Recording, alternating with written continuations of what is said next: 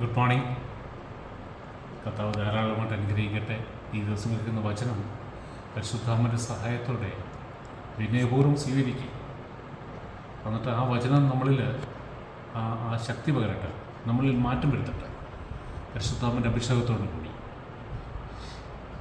നമുക്ക് റോമൻസ് 8:33-32 നമ്മൾ വായിച്ചു. സ്വന്തം പുത്രനെ പോലെ ഒഴിവാക്കാതെ നമുക്ക് വേണ്ടി തന്നവൻ സകലതും തരാതിരിക്കുമോ. എന്നിട്ട് 33, ദൈവം തിരഞ്ഞെടുത്തവരുടെ മേൽ ആര് കുറ്റം ആരോപിക്കും? നമ്മളെ ആരെ ചൂസ് ചെയ്തു? പിതാവായ ദൈവം.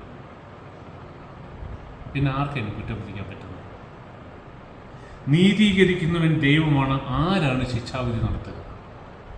ഇപ്പോൾ സുപ്രീം കോടതി തൂക്കിക്കൊല്ലാൻ വിധിച്ച ഒരു കൊടുംകുറ്റമാണ്. നമുക്കറിയാം, ഇന്ത്യൻ നിയമം അനുസരിച്ച് പ്രസിഡന്റിൻ്റെ അടുത്ത് ദയാഹർജി കൊടുക്കും. അപ്പോൾ പ്രസിഡന്റിനെ നോക്കിയിട്ട് ഈ മനുഷ്യരുടെ കാരണം വന്നു, ഒരു റീസണും ഇല്ല, ഈ മനുഷ്യരുടെ കാരണം വന്നിട്ട് പ്രസിഡന്റ് പറയുകയാണ്, നിൻ്റെ ശിക്ഷ ഞാൻ ക്യാൻസൽ ചെയ്യും, അല്ലെങ്കിൽ നിൻ്റെ മേലുള്ള മുഴുവൻ നിനക്ക് ഞാൻ മാപ്പ് നൽകുന്നു എന്ന് പറഞ്ഞു കഴിഞ്ഞാൽ പിന്നെ ആർക്കാ ശിക്ഷ വിധിക്കാൻ പറ്റുന്നു? Is free. ഒരു കുറ്റം ചെയ്തിട്ടില്ലാത്തവനെ പോലെ അവന് പുറത്തിറങ്ങി കിടക്കാൻ പറ്റും അല്ലേ? ശിക്ഷ തൂക്കിക്കൊല്ലാണ്ട് വിധിച്ചതാണ്. പ്രസിഡന്റ് മനസ്സിൽ തോന്നി. ഇതുപോലെ എക്സാമ്പിളാണ് പറഞ്ഞത്. ദൈവം നീതി കാര്യം നമ്മുടെ കയ്യിൽ ഒത്തിരി കുഴപ്പങ്ങളുണ്ട്. മരണശിക്ഷയ്ക്ക് വിധിക്കപ്പെട്ടവരാണ് അല്ലേ? പാപത്തിൻ്റെ ശമ്പളം മരണം. നമുക്കറിയാം, പ്രധാന ദൂതൻ ഹൃദയത്തിൽ നിന്ന് ഒരു അഹങ്കാരം കയറിയതേ ഉള്ളൂ, അവൻ്റെ കാര്യം പോയി എന്ന് പറഞ്ഞ പോലെ ആ ആത്മീയ മരണത്തിന് അല്ലെങ്കിൽ ആ നിത്യ ആ അഗ്നിയിലേക്ക് വിധിക്കപ്പെട്ടവരാണ് നമ്മൾ വാസ്തവത്തിൽ. നമ്മുടെ കയ്യിലിരിപ്പം നമ്മുടെ സ്വന്തം ശക്തി വെച്ച് നോക്കുകയാണെങ്കിൽ, അല്ലെങ്കിൽ പഴയ നിയമം അനുസരിച്ച് ജീവിക്കുകയാണെങ്കിൽ, ന്യായപ്രമാണം അനുസരിച്ച് ജീവിക്കുകയാണെങ്കിൽ ഒരു മനുഷ്യൻ നീതീകരിക്കപ്പെടത്തില്ല, മുഴുവൻ മനുഷ്യൻ നരകത്തിൽ പോകേണ്ടി. പക്ഷേ പുതിയ നിയമം വന്നു, പുതിയ ഉടമ്പടി വന്നു, നമ്മളതിൻ്റെ കീഴിലായി.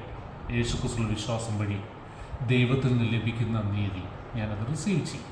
അതാ പറയുന്നത്, ദൈവം തിരഞ്ഞെടുത്തവരുടെ മേൽ ആർ കുറ്റം ആരോപിക്കും? ഞാൻ വിശ്വാസത്തോടെ കർത്താവേ അങ്ങനെ രക്ഷിതായിരിക്കണമെന്ന് പറയുമ്പോൾ ദൈവനെ അക്സെപ്റ്റ് ചെയ്യുക, മകനായിട്ട് തിരഞ്ഞെടുക്കുക, സ്വന്തം മകനായിട്ട് തിരഞ്ഞെടുക്കുക. എത്ര കുഴപ്പക്കാരനാണെങ്കിലും അതാ നീതീകരണം. ഇത് ഈ 90% 95% ഉള്ളവർക്ക് പിടികിട്ടാൻ ഇച്ചിരി പാടാണ് കേട്ടോ. 0 കിട്ടിയവർക്ക് ഇത് പെട്ടെന്ന് അക്സെപ്റ്റ് ചെയ്യാൻ പറ്റുമോ? നീതീകരിക്കുന്ന ദൈവമാണ്. ആരാണ് ശിക്ഷാവിധി നടത്തുക? എന്നാലോചിക്കുക. എല്ലാത്തിൻ്റെ ഉടയവനാരാ? ഈ ലോകത്തെ, ഈ പ്രപഞ്ചത്തെ സൃഷ്ടിച്ചതാരാ? മനുഷ്യനെ സൃഷ്ടിച്ചതാരാ? അപ്പോൾ നീതിയോടെ ന്യായം വിധിക്കാൻ പറ്റുന്നതാരാ? ദൈവത്തിന്, പിതാവിന്. അപ്പം നീതീകരിക്കുന്ന ദൈവം, അങ്ങനെ കുറ്റം വിധിക്കേണ്ട പിതാവ് നമ്മളെ അങ്ങ് നീതീകരിക്കുക. എന്തുകൊണ്ടാണ്? യേശുക്രിസ്തുവിൻ്റെ ക്രൂശ് മരണത്തിൽ നമ്മൾ വിശ്വസിച്ചെന്നുള്ള ഒറ്റ കാരണത്താൽ. നമ്മുടെ ഒരു പ്രവൃത്തിയും കണ്ടിട്ടല്ല, പക്ഷേ നമ്മൾ രക്ഷിക്കപ്പെട്ടവരായതുകൊണ്ട് നമ്മുടെ ഉള്ളിൽ നിന്ന് സൽപ്രവർത്തികൾ വരും. പക്ഷെ അതിൻ്റെ ബേസിലല്ല നമ്മളെ നീതീകരിച്ചത്, വിശ്വാസത്താൽ. ആരാണ് ശിക്ഷാവിധി നടത്തുക? അതിലും ശിക്ഷാവിധി നടത്തുന്നത് അതിലും സ്ട്രോങ് ആയിട്ട് വേറെ ആരും വേണം. ഇല്ല, ദൈവത്തിന് മുകളിൽ ആരിലും വേണം. പിശാച് ദൈവത്തിന് മുകളിലാണ്. ആരാണ് ശിക്ഷാവിധി നടത്തുക? എന്നിട്ട് 34, മരിച്ചവനെങ്കിലും ഉദ്ധാനം ചെയ്തവനും ദൈവത്തിൻ്റെ വലതുഭാഗത്തിൽ നിന്ന് നമുക്ക് വേണ്ടി മധ്യസ്ഥം വഹിക്കുന്നതിനുമായ യേശുക്രിസ്തു തന്നെ. ദൈവം നമ്മളെ നീതിച്ച് പിന്നെ ആരാ ശിക്ഷാവിധി നടത്തുന്നത്? പിന്നുള്ള യേശുക്രിസ്തു. യേശുക്രിസ്തു നമ്മൾ ശിക്ഷിക്കപ്പെടാതിരിക്കാൻ വേണ്ടിയാണ് മരിച്ചതും ഉദ്ധാനം ചെയ്തതും ദൈവത്തിൻ്റെ വലതുഭാഗത്തിൽ നിന്ന് നമുക്ക് വേണ്ടിയിട്ട് വാദിച്ചുകൊണ്ടിരിക്കുക, മധ്യസ്ഥം വഹിച്ചുകൊണ്ടിരിക്കുക. Is our advocate. ആ യേശുക്രിസ്തു. താഴോട്ട് വയ്ക്കുക. ക്രിസ്തുവിൻ്റെ സ്നേഹത്തിൽ നിന്ന് ആർ നമ്മെ വേർപെടുത്തും? കാരണം ദൈവം നമ്മളെ സ്നേഹിക്കുന്നത് നമുക്ക് ഇപ്പോഴും പിടിയിട്ടിട്ടില്ല. യോഹന്നാൻ്റെ സുവിശേഷത്തിൽ കർത്താവ് പ്രാർത്ഥിക്കുന്ന പ്രാർത്ഥന, പിതാവേ അങ്ങ് എന്നെ സ്നേഹിക്കുന്ന പോലെ ഇവരെ സ്നേഹിക്കുന്നുണ്ടല്ലോ. നമുക്കത് പിടിയിട്ടാൽ ഇച്ചിരി പാടാണ്. കാരണം നമ്മുടെ നോട്ടത്തിൽ നമ്മൾ കുറവുകളാണ്. നമ്മുടെ അകത്തോട്ട് നോക്കുമ്പോൾ മുഴുവൻ കുറവുകളാണ്. പക്ഷെ ദൈവം നമ്മുടെ അകത്തോട്ട് നോക്കുന്നതിന് പോലും നമ്മൾ യേശുക്രിസ്തുവിൽ വിശ്വസിച്ചിട്ടുണ്ടോന്നാണ്. ഒരു ക്രിസ്തുവിലെ പിന്നെ പുതിയ സൃഷ്ടി, അതാ ദൈവം വെച്ചിരിക്കുന്ന വ്യവസ്ഥ. എന്ന് വെച്ചാൽ അവൻ ഇന്നുവരെ പാപം ചെയ്തിട്ടില്ല. യേശുക്രിസ്തു എങ്ങനെ എത്ര വിശുദ്ധനാണോ അത്രയും വിശുദ്ധനാണ്. ഈ എന്താ പറയുക, ഒരു ഗുണങ്ങളും ഇല്ലാഞ്ഞ, ഒരു ക്വാളിറ്റീസും ഇല്ലാത്ത ഞാൻ, എന്നെപ്പോലെ കർത്താവിൽ വിശ്വസിക്കുന്ന എല്ലാവരും. അപ്പോൾ യേശുക്രിസ്തുവിൻ്റെ സ്നേഹത്തിൽ നിന്ന് ആര് നമ്മെ വേർപെടുത്തും? ക്ലേശമോ, ദുരിതമോ, പീഡനമോ, പട്ടിണിയോ, നഗ്നതയോ, ആപത്തോ, വാളോ? എന്ന് പറഞ്ഞാൽ ഒരു വിശ്വാസിയുടെ ജീവിതത്തിൽ പല ബുദ്ധിമുട്ടുകളും വരും അല്ലേ? അപ്പോസ്തലന്മാരുടെ ജീവിതം നോക്ക്. ഇന്ന് കിട്ടിയിരിക്കുന്നൊരു പുതിയ ടീച്ചിങ്ങാണ്.